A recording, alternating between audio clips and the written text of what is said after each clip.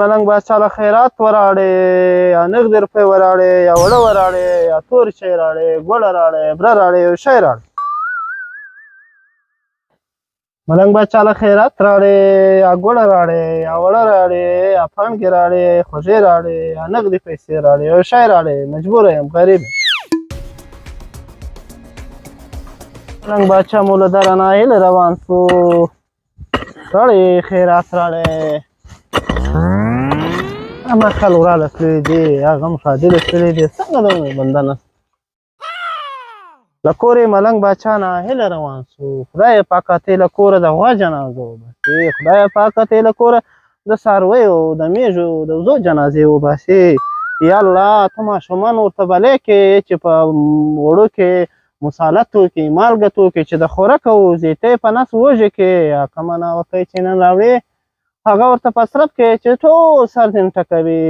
ښه و ښادۍ ټولې ځینې واخې ملنګ باچا یې له دره ناهیله روان دی لاړی ملنګ باچا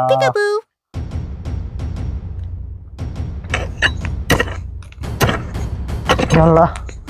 الله سلام علیکم وروره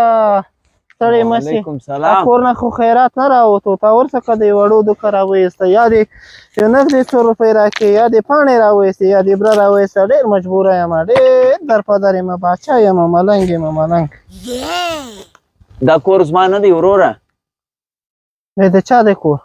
دا کور دا زموږ ځان دي د هغو دی نو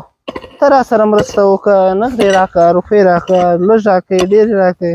خیرات وکړه ملنګ باچا دغسې په بې لاسو مه پرېږده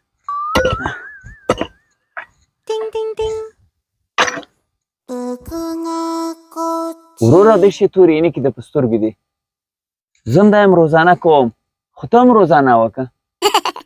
وروره زه د روزانې نه یم زما سترګې په لمر برشي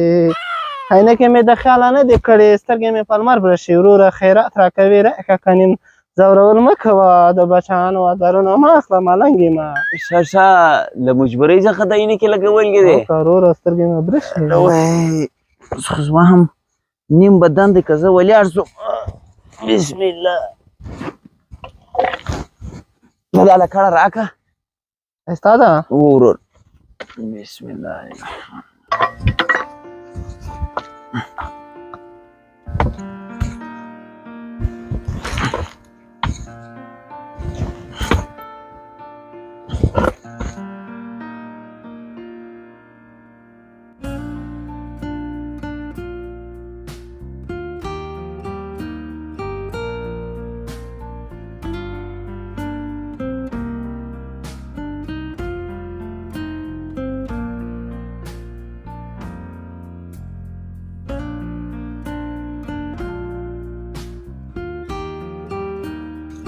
ها وروره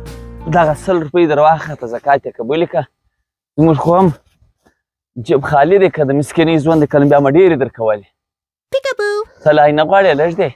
یا وروره بس ستا خیرات ماته راورسېد نورې نه لرم که بیا مې ډېرې درکولې در واخه نه نه بس ستا خیرات ماته راورسېد ورور ته دا 100 روپۍ در واخه زما دغه وس دی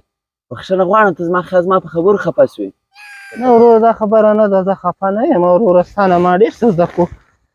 نه نه بعده به زه دا فکر نه کوم بس نه به کوم بس